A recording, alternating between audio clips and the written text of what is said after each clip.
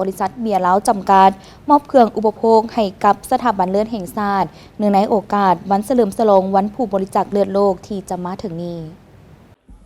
ในวันที่9 มิถุนายน 2025บริษัทเบียร์เล้าจำกัดได้นำเอาเครื่องบริโภคมามอบให้กับสถาบันเลือดแห่งชาติเพื่อนำไปแจกจ่ายให้กับบรรดาผู้มาร่วมบริจาคเลือดเนื่องในโอกาสวันเฉลิมฉลองวันผู้บริจาคเลือดโลกที่จะมาถึงนี้โดยการมอบของทานสิทธิชัยเกียรติวงศ์คณะอำนวยการบริษัทเบียร์เล้าจำกัดรับโดยดร.จันทราสุขสาครหัวหน้าสถาบันเลือดแห่งชาติพร้อมด้วยภาคส่วนเกี่ยวข้องเข้าร่วมเป็นสักขีพยาน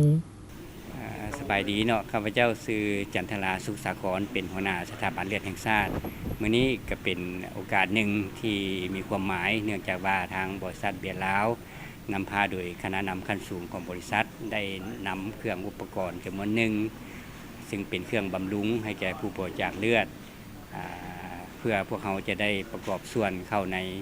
การตอบสนองให้แก่ผู้บริจาคเลือดเพื่อเฉลิมฉลองวันที่14 มิถุนายนซึ่งเป็นวันผู้บริจาคเลือดโลกซึ่งปีนี้พวกเขาจะได้จัดอยู่ในวันที่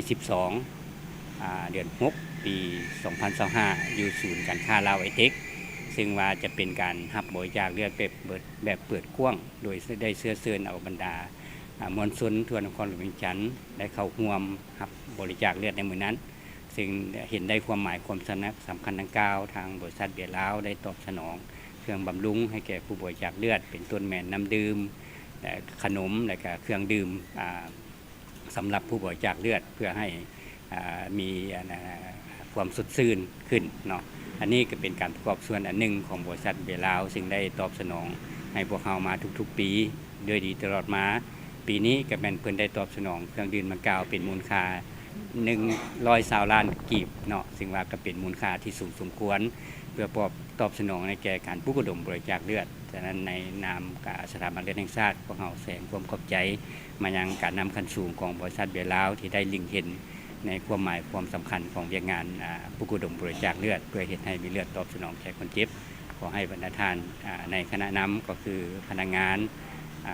อยู่ในบริษัทเบียร์ลาวในขอบเขตทั่วประเทศจงมีสุขภาพเข้มแข็งและก็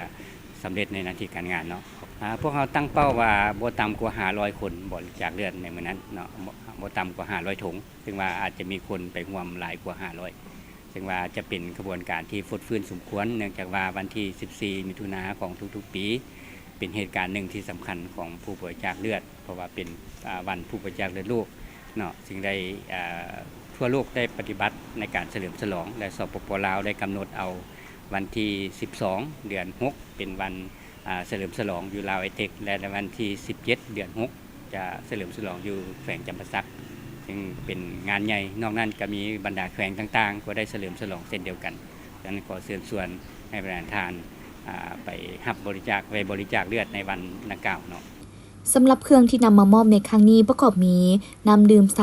350จำนวน500 แฟกสติง200 แฟกข้าวนม50 แกดรวมมูลค่า120 ล้านกีบจากนั้นหัวหน้าสถาบันเลือดแห่งชาติก็ได้แสดงความขอบใจ